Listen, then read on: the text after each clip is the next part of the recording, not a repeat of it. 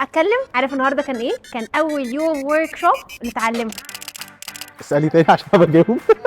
قول السؤال تاني. انبسطتي النهارده في الورك شوب؟ سوبر فن. حاسه اليوم كان السيكونس بتاعه لطيف كده ومترتب. اتعرفت على ناس لذيذه وانتوا نفسكم اختار يعني. ايه ده؟